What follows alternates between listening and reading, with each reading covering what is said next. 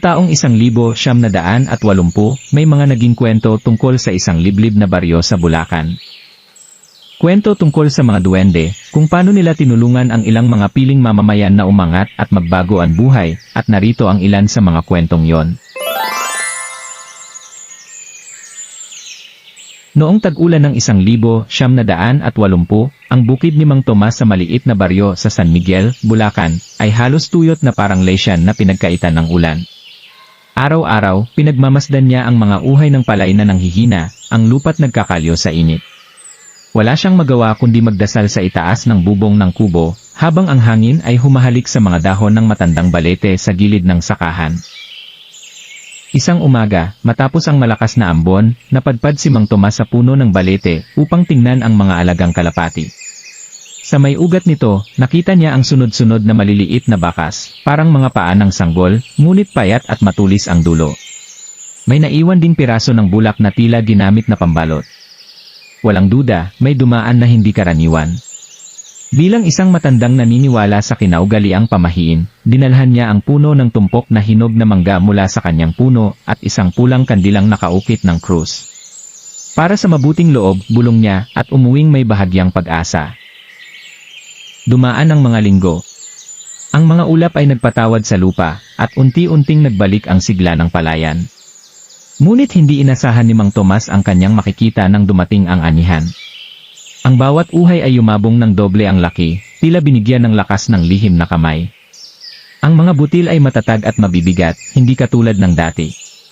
Kahit ang kanyang kapitbahay na si Katino, na kilala sa pagiging mapangutya, ay napailing nang makita ang ani. Sa lahat ng taon ko sa pagsasaka, hindi pa ako nakakita ng ganyan, anya. Nang gabing iyon, habang nag-inuman ang mga magsasaka sa may kubo, may narinig na maliliit na tawanan sa gubat. Parang mga bata, ngunit manipis at marilad, na tila nagmula sa ilalim ng balete. Walang nakatagpo roon nang sila'y sumilip, ang mga kandilay na tunaw na, at ang manggay na wala. Mula noon, tuwing anihan, hindi nakakalimutan ni Mang Tomas na mag-alay sa puno. At hanggang sa siya yumao, ang kanyang bukid ay naging hulagway ng yaman ng San Miguel. Sa mga kwentuhan tuwing gabi, iginuhit ng matatanda sa kanilang isipan ang mga duwende, mga gwardya ng lupa, handang magbalik ng kabutihan sa sinumang gumalang. Noong Hulyo 1980, sa isang maliit na baryo sa Bulacan, naglilinis si Aling Rosa, isang 62 anyos na balo, sa kanyang hardin ng halamanang may baging. Nakasuot siya ng lumang apron na may bulsa, kung saan lagi niyang itinatago ang gintong kwintas na pamana pa sa kanyang yumaong ina. Nang maghahapunan na, bigla niyang napansing wala na ang kwintas sa kanyang leg. Nagpanik ang kanyang dibdib. Binalikan niya ang bawat sulok ng bakuran, sa ilalim ng mga dahon, sa tabi ng balon, sa palibot ng mga paso ng orchids, ngunit wala itong makita. Habang nagmamadaling tinatakpan ang huling sinag ng araw, may kumutitap na liwanag sa may punso sa dulo ng bakuran. Doon, nakita niya ang isang pulutong ng langgam na parang nagkokorona sa isang maliit na butas sa lupa. Hindi karaniwan ang ayos ng mga ito, nakapaligid sila ng tahimik, tila naghihintay. Sa gitna ng punso, may kumislap na bagay na nakabitin sa isang tuyong sanga. Umuwol si Aling Rosa nang marapan niya ang kwintas, malinis, walang dumi, at nakabalot sa manipis na dahon ng bayabas. Ang dahon ay sariwa, bagamat wala namang puno ng bayabas sa kanilang lugar. Nang kunin niya ito, may naramdaman siyang malamig na ihip ng hangin, kahit tirik ang sikat ng araw. Sa may gilid ng punso, may mga bakas ng maliliit na paa sa lupa, kasing laki ng hinlalaki ng sanggol. Bumalik siya sa bahay na nanginginig, dala ang kwintas at ang dahon. Kinabukasan, dinalhan niya ang punso ng tumpok na sinangag na bigas at kape. Mula noon, tuwing umaga, may nakikita siyang bagong bulaklak na nakalagay sa may butas, tila pasasalamat mula sa hindi nakikita. Hanggang sa huling araw niya sa baryo, hindi na nawala pa ang kwintas.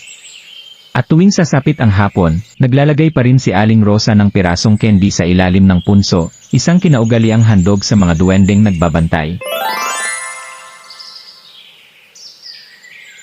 Noong Setyembre ng 1980, sa isang maliit na bahay sa baryo ng San Miguel, Bulacan, humiga si Lolo Isko na nilalagnat ng malubha. Ang kanyang balat ay tuyot mainit, at ang kanyang paghinga ay parang kutsilyong pumapasok sa dibdib. Nag-alala ang buong pamilya, walang doktor sa baryo, at ang pinakamalapit na klinika ay 2 oras na lakad. Sa takot na baka hindi umabot sa umaga ang matanda, nagtirik ang pamilya ng mga kandila sa may hagdanan, habang bulong-bulong ang dasal sa mga nuno at espiritu ng kalikasan. Nang sumapit ang hating gabi, umihip ang malamig na hangin sa kabila ng init ng panahon.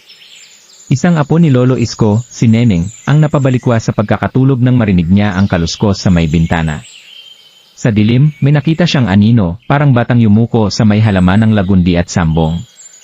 Ngunit nang kumuha siya ng gasera, wala nang natira kundi ang mga dahong kumakaway. Kinabukasan ng madaling araw, natagpuan ni Neneng sa may bintana ang isang maliit na tambal ng sariwang dahon. Ang mga ito ay maingat na tinalian ng hibla ng nyog, tila ba inihanda ng isang bihasang kamay. Agad na inihanda ng ina ni Neneng ang tsaa mula rito, at pinainom kay Lolo Isko. Sa loob ng 1 oras, unti-unting bumaba ang lagnat nito. Ang kanyang paghina ay naging mahinahon, at nang magmulat siya ng mga mata, wala na ang matinding pananakit ng ulo. Nang mag-umapaw na ang liwanag ng tanghali, napansin ng pamilya ang isang kakaibang marka sa sahig malapit sa kama, mga bakas ng putik na hugis maliliit na paa. Ang laki ay parang sa isang sanggol, ngunit ang hugis ay tila matanda na. Walang nakakita kung paano ito napunta roon, ngunit alam ng lahat ang bulong-bulungan sa baryo, ang mga duwende nagbigay ng lunas. Mula noon, tuwing mapapadaan ang pamilya sa halaman ng lagundi at sambong, lihim silang naglalagay ng pirasong pulot o biko sa ilalim ng mga puno. Walang nangahas magtanong kung bakit. Sa kanilang puso'y may nakaukit ng kwento, isang gabi kung kailan ang mga kamay ng misteryo ay humipo sa hangganan ng buhay at kamatayan. Noong Oktubre ng 1980, sumalanta ang bagyong Saling sa Bulacan.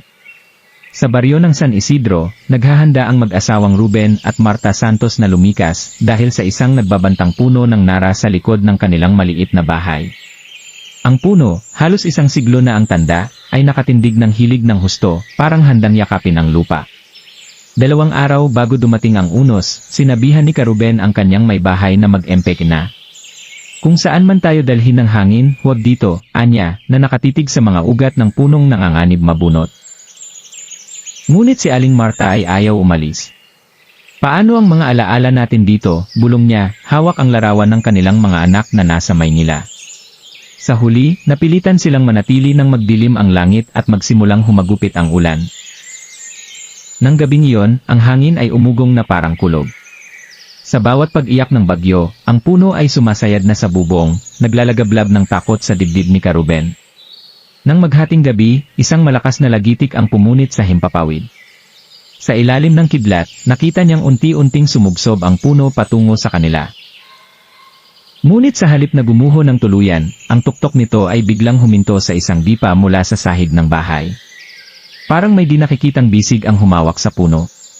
Ang mga sanga ay nagkabitak, ang katawan nito ay bumiyak sa lupa, ngunit ang bubong ay hindi nagasgas. Kinabukasan, nang humupa ang bagyo, natuklasan ni Ruben ang isang kakatwang larawan. Sa pinakamakapal na bahagi ng puno, nakaukit ang mga paru-paro at bituin gamit ang matulis na bagay, hindi kutsilyo, tila kuko o sungot ng hayop. Sa gilid ng puno, sa putik na hindi tinangay ng ulan, nakadikit ang maliliit na bakas ng paa, kasing laki ng hinlalaki ng tao, ngunit hubog tulad ng sa bata. Ang milagro ay kumalat sa buong baryo. Dumayo pa ang matatandang arbolaryo upang pag-aralan ang puno. Hindi ito himala ng hangin anang isa. Ito ay tawag ng mga nakatira rito bago pa tayo. Hanggang sa paglipas ng taon, ang bahay ni Ruben ay nanatiling buo. Ang puno ng nara, bagamat patay na, ay hindi nilipat. Sa halip, ginawa itong altar ng pamilya, doon sila nagdarasal tuwing gabi, naglalagay ng basong gatas at pulot sa ilalim nito. At tuwing sasapit ang anibersaryo ng bagyong Saling, may nakaririnig pa rin ng mahihinang tunog ng kudyapi mula sa dakong iyon, tila ba isang pasasalamat mula sa mga hindi nakikita. Isang umaga, habang naglalakbay si Andoy, isang magtataho sa baryo ng San Miguel, Bulacan, napadaan siya sa isang matandang balete sa may gilid ng gubat. Ang puno'y kilala sa baryo, maraming kwento ang mga matatanda tungkol sa mga kakatwang pangyayaring nagmumula rito. Ngunit dahil sa pagmamadaling makauwi ng araw na iyon, napili niyang dumaan sa daang iyon upang iwasan ang tirik na araw. Sa paglapit, napansin niya ang mga sariwang bulaklak na nakakalat sa paanan ng puno, tila iniaalay ng mga hindi nakikitang kamay. Sa takot at paggalang, hinubad niya ang kanyang sombrero at marahan na yumuko, taimtim na bumulong, paumanhin po sa abala. Pagkalipas ng ilang araw, muling napadpad si Andoy sa lugar na iyon. Gutom at pagod mula sa pagkabigo sa sira niyang kariton, naisip niyang magpahinga sa lilim ng balete. Habang nakahilig sa puno, may naramdaman siyang malamig na simoy ng hangin na tila humahaplos sa kanyang likuran. Nang tumingin siya sa ilalim ng mga ugat, may nakita siyang supot na gawa sa sariwang dahon ng saging.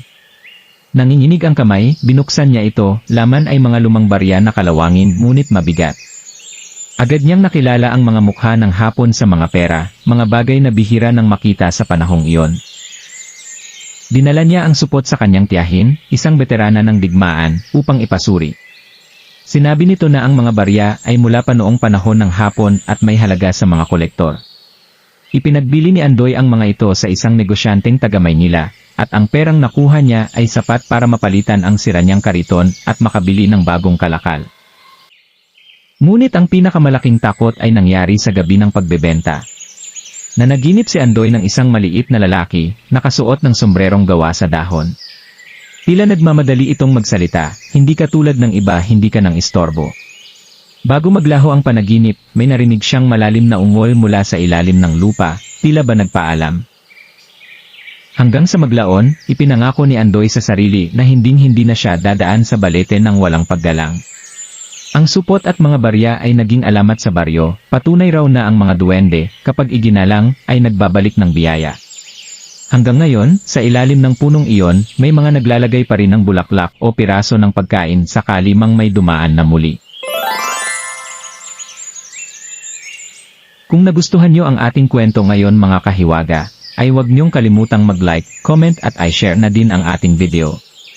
At kung hindi pa makapag-subscribe at pa-subscribe na din, huwag kalimutang i-click ang notification bell para lagi kayong updated sa mga ilalapag pa nating mga video.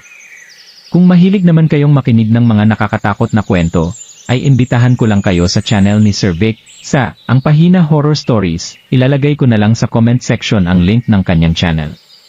At hanggang dito na lang muna ang ating kwento, dito sa Mahiwagang Kwento ni Lolo.